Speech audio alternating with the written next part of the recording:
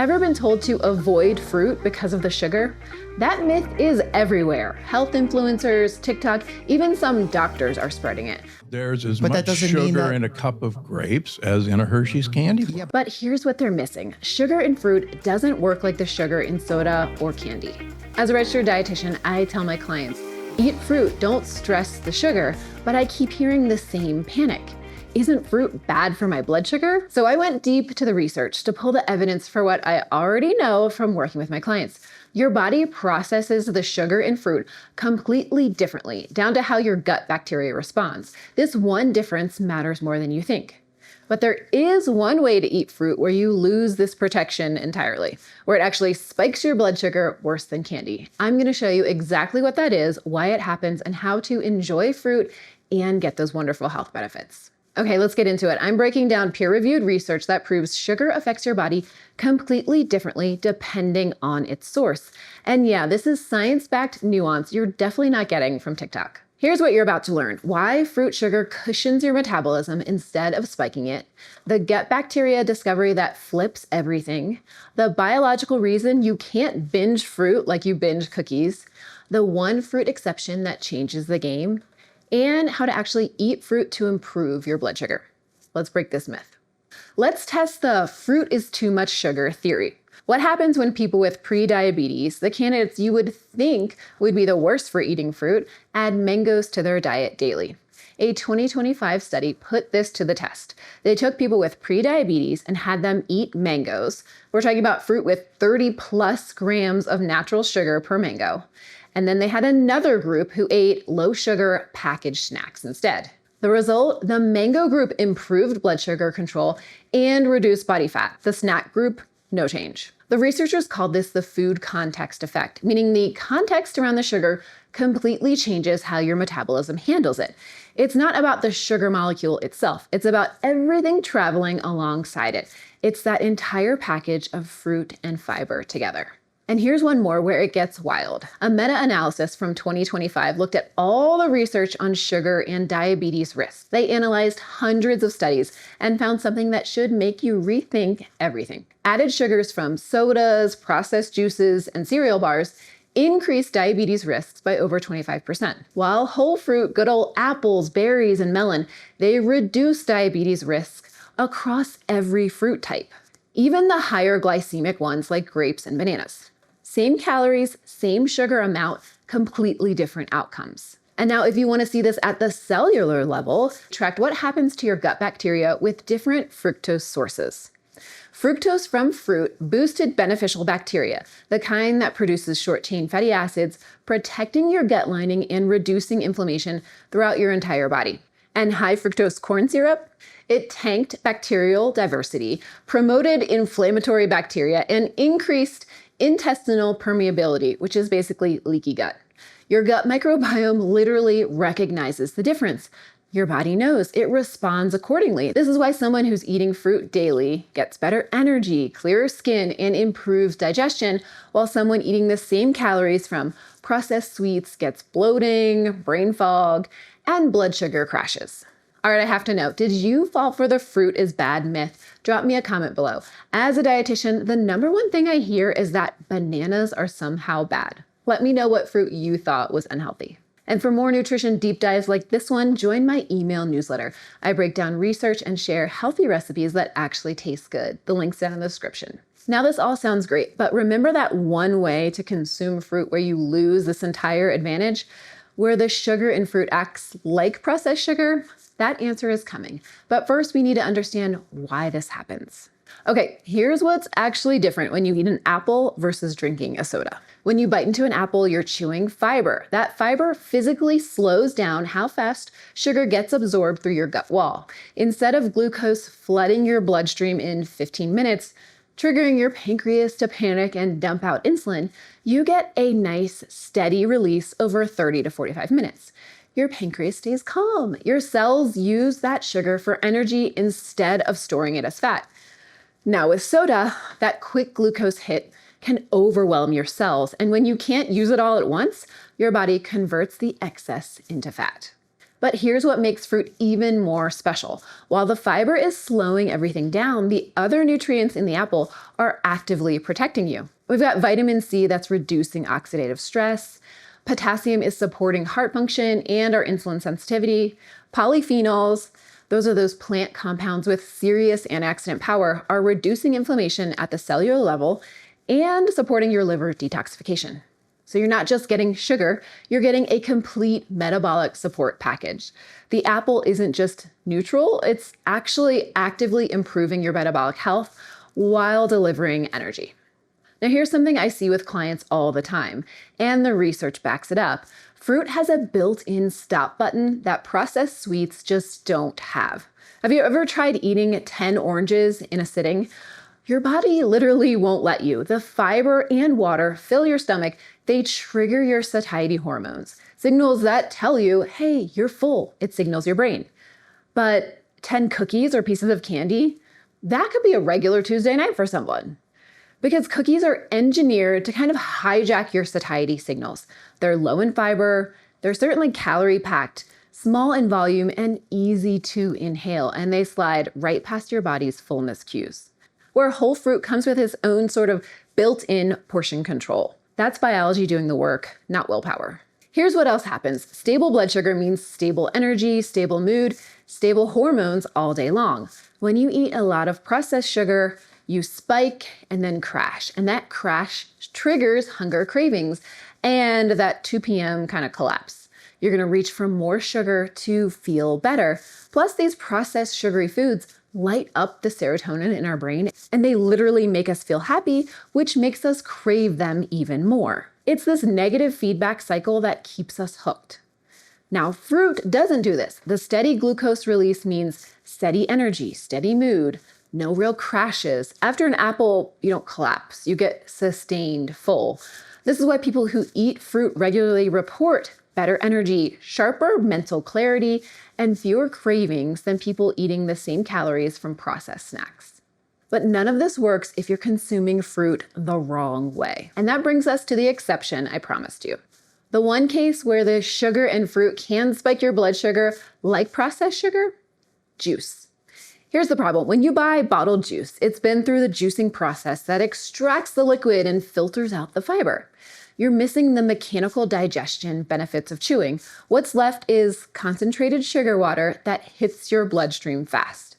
A glass of orange juice contains juice from 4 to 5 oranges squeezed into just 8 ounces. And you would never sit down and eat 5 whole oranges. Your body would start to signal those fullness cues to you.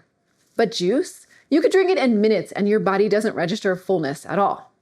So here's what you're missing. When you chew whole fruit, digestion starts in your mouth. Your saliva releases enzymes that begin breaking down the food. And then the fiber slows everything down. But juice bypasses all of this and it goes straight to your bloodstream. The glucose response looks like soda, really. The blood sugar spikes, insulin overreacts, excess energy gets stored as fat. Now you might be thinking, what about smoothies? They have fiber. Smoothies are better than juice because the fiber stays in.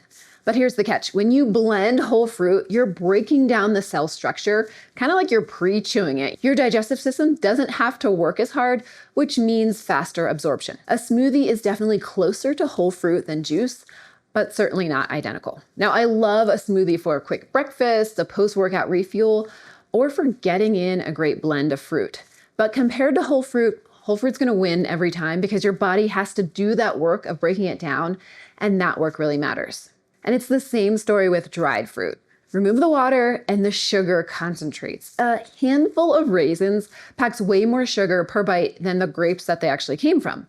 And I love dried fruit in granola and trail mixes, but it is definitely not the same metabolic context as whole fruit. And that's why dried fruit serving sizes are much smaller because the sugar is so concentrated. So here's a simple rule. If it requires a machine or processing to get there, you've changed the metabolic properties. The more whole and unprocessed the fruit, the better the outcome. Okay, if you're realizing the internet has been lying to you about fruit, do me a favor and hit that subscribe button. I'm out here fighting nutrition myths with actual research, and your support keeps this channel going, and I so appreciate you.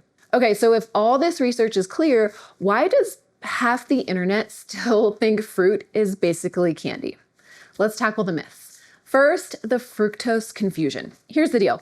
Fructose is the natural sugar found in fruit. It's what makes fruit taste sweet. But people hear fructose and they can immediately panic because they're thinking of high fructose corn syrup, HFCS. That's a completely different beast. High fructose corn syrup is a man-made ingredient from corn. It's engineered in laboratories to be absorbed rapidly and spike insulin dramatically. But the fructose from fruit, it comes in a much smaller dose and it's wrapped up with fiber and water and nutrients, and your body processes them on different timelines. The metabolic impact is kind of night and day. Think of it like this. It's like comparing Wonder white bread to a nice thick slice of whole grain sourdough.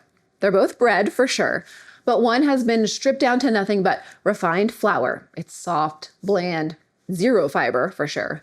The other, dense, chewy, packed with whole grains, fiber, and that rich, tangy flavor that actually fills you up. Same category, completely different experiences in your body. Okay, the next myth. Nutrition labels can make all sugar look the same. If you look at a label that says 12 grams of sugar in an apple and 12 grams of sugar from a candy bar, they look identical on paper, but one has 4 grams of fiber, water, vitamins, and polyphenols, antioxidants traveling with that natural sugar. The other is just some refined sugar and some fat. Same number, completely different metabolic outcome. I do want to add that our latest nutrition labels do call out added sugars, which helps. But you'll also see something confusing, which is net carbs. This is where food manufacturers will subtract the fiber from the total carbs to make that number look lower. It sounds kind of sciencey, right? But it's mostly a marketing trick. The idea is that fiber doesn't raise blood sugar, so it doesn't count. But your body doesn't do the math like that, and that equation doesn't really work. Fiber matters because of how it slows digestion, not because it magically cancels out carbs. This is why you can't just look at macros and call it a day. Context really matters. The real culprit in the fruit is bad narrative, fruit got caught in the crossfires of legitimate concerns about added sugars. It's like blaming potatoes because some people only eat French fries. Fruit isn't the problem. Added sugar is the problem. So here's what this means for you. Practical stuff you can actually use. First, stop obsessing over the grams of sugar in fruit. Seriously, this is the wrong metric. Stop counting the sugar in grams in an apple. Stop worrying about the sugar in berries. This is food anxiety that just doesn't serve you. Instead, watch out for added sugars. This is where that risk lives. Read the labels. If it says added sugars, that's what you want to limit. Sugar that naturally occurs in whole foods, it's really a different category.